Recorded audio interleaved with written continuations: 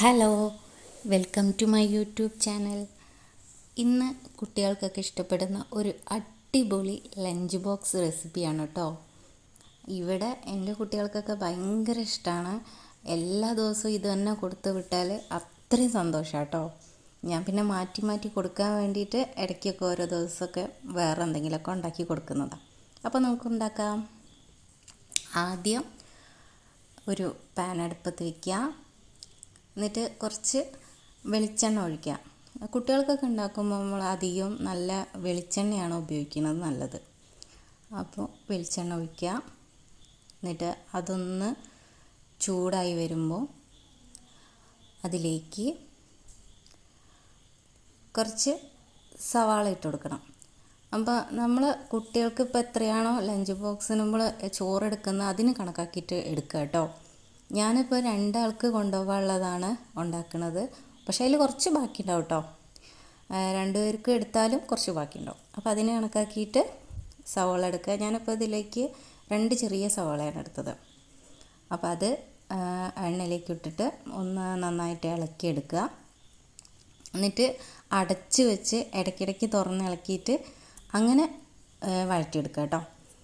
ഒരുപാടൊന്നും വഴണ്ടി വരണ്ട, ഒന്ന് ചെറുതായിട്ട്. അപ്പോൾ ഈ പെട്ടെന്ന് വഴണ്ടി കിട്ടാൻ വേണ്ടിയിട്ട് കുറച്ച് ഉപ്പ് ചേർത്ത് കൊടുക്കുന്നുണ്ട്. അപ്പോൾ അതും കൂടെ ചേർത്ത് നന്നായിട്ട് ഇളക്കി കൊടുക്കുക. ഇനി ഇതൊന്ന് അടച്ച് വെച്ച് ഇടയ്ക്കിടയ്ക്ക് തുറന്ന് ഇളക്കി കൊടുക്കണം കേട്ടോ, മറന്നു പോകരുതേ.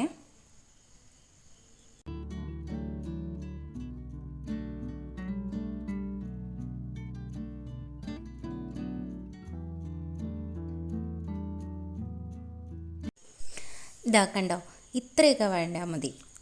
ഇനി ഇതിലേക്ക് വെജിറ്റബിൾസ് ഇട്ട് കൊടുക്കാം. ഞാനിപ്പോൾ ഇതിലേക്ക് ക്യാരറ്റും പയറുമാണ് ഇട്ട് കൊടുക്കുന്നത്. ചില സമയത്ത് ബീൻസ് ഇട്ട് കൊടുക്കാറുണ്ട് കേട്ടോ. വേറെ വെജിറ്റബിൾസ് ഉണ്ടെങ്കിൽ ചേർത്ത് കൊടുക്കുക. ഞാൻ ഇത്രയൊക്കെ സാധാരണ ഇട്ട് കൊടുക്കാറുള്ളൂ.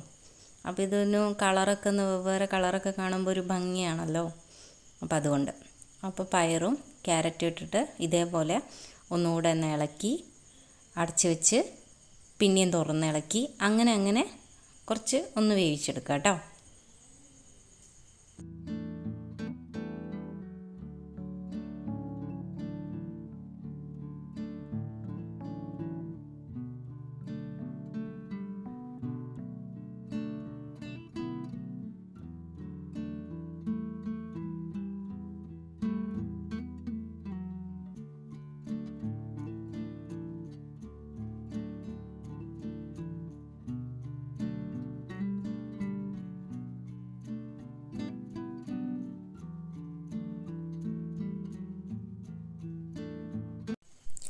ഇതാ ഇത്രയൊന്ന് വെജിറ്റബിൾസൊക്കെ ഒന്ന് വെന്ത് വരുന്ന സമയത്ത് ഇതിലേക്ക് തക്കാളി ചേർത്ത് കൊടുക്കുക. ഞാനൊരു തക്കാളി ഇട്ടിട്ടുള്ളൂ കേട്ടോ. അപ്പോൾ തക്കാളി ചേർത്ത് അതും കൂടെ ഒന്ന് ചെറുതായിട്ടൊന്ന് കുക്കാവണം തക്കാളി. അപ്പോൾ അതിന് വേണ്ടിയിട്ട് വീണ്ടും ഇളക്കി കഴിഞ്ഞ് അടച്ച് വെച്ച് വേവിക്കാം.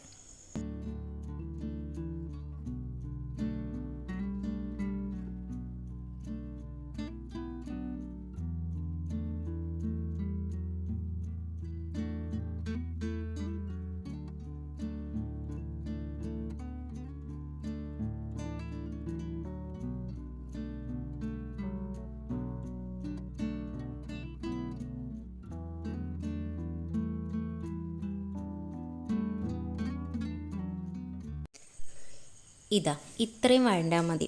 ഇനി ഇതിലേക്ക് മസാലപ്പൊടികളാണ് ചേർക്കേണ്ടത്.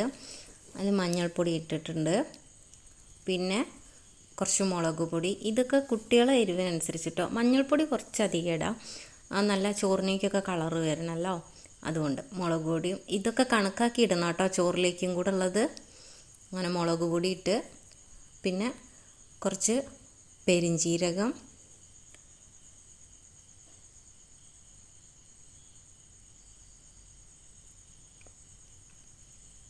കുറച്ച് മല്ലിപ്പൊടി,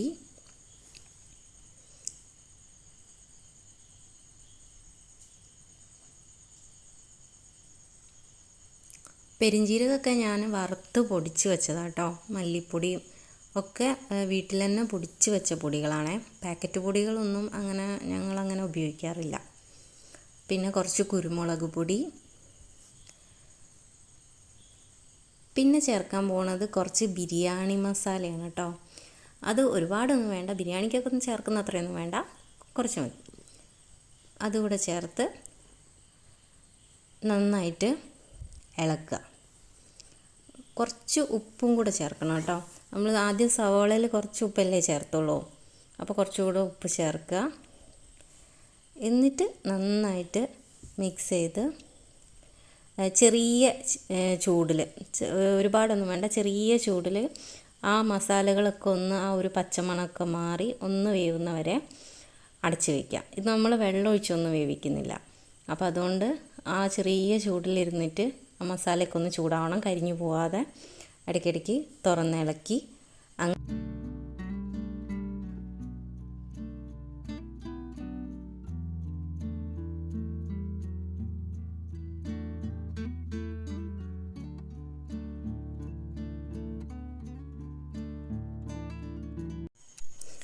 ഇപ്പോൾ ഇതിൽ മസാല നന്നായിട്ട് വെന്തിട്ടുണ്ട്. ഇനി അതിലേക്ക് ചോറിട്ട് കൊടുക്കാം. ചോറ് ചേർത്തിട്ട് നന്നായിട്ട് മിക്സ് ചെയ്യുക.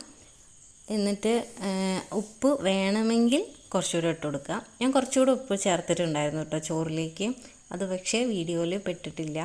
അപ്പോൾ അതുകൊണ്ട് ഇത് നന്നായിട്ട് മിക്സാക്കി ആ ചോറിലെല്ലാ കളറും നല്ല ചോറിലേക്ക് പിടിച്ച ശേഷം ഒന്ന് ടേസ്റ്റ് ചെയ്ത് നോക്കുക. ഉപ്പ് കുറവാണെങ്കിൽ കുറച്ചൊന്ന് മുകളിൽ വിതറിയിട്ട് ഒന്നുകൂടെ നന്നായിട്ട് മിക്സ് ചെയ്ത് നല്ലോണം മിക്സ് ചെയ്യണം കേട്ടോ. എന്നാലേ നന്നായിട്ട് ആ ചോറിലേക്ക് പിടിക്കും. നമ്മൾ വെള്ളമൊന്നും ചേർക്കാത്തതാണല്ലോ, അപ്പോൾ അതുകൊണ്ട്.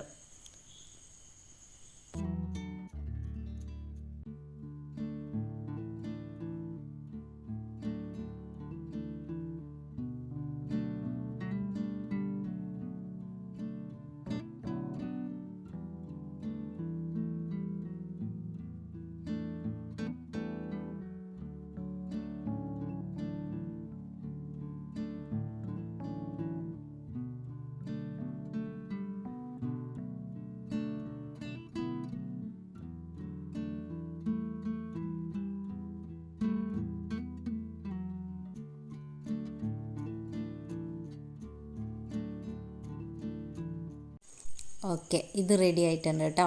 ഇനി കുറച്ച് കറിവേപ്പില അവസാനം മുകളിലൊന്ന് വിതറി കൊടുക്കാം. ഇതിൻ്റെ കൂടെ വേറെ ഒന്നും വേണ്ട, ഇതിങ്ങനെ തന്നെ കഴിക്കാൻ നല്ല ടേസ്റ്റാണ്. പിന്നെ വേണമെങ്കിൽ മുട്ട ഓംലെറ്റോ അല്ലെങ്കിൽ സോയാബീൻ വറുത്തിട്ടോ അങ്ങനെയൊക്കെ ഇഷ്ടമുള്ള കുട്ടികൾക്ക് സൈഡ് ഡിഷായിട്ട് അതും കൂടെ കൊടുക്കാം.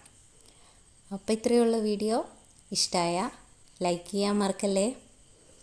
Okay, thank you. Bye.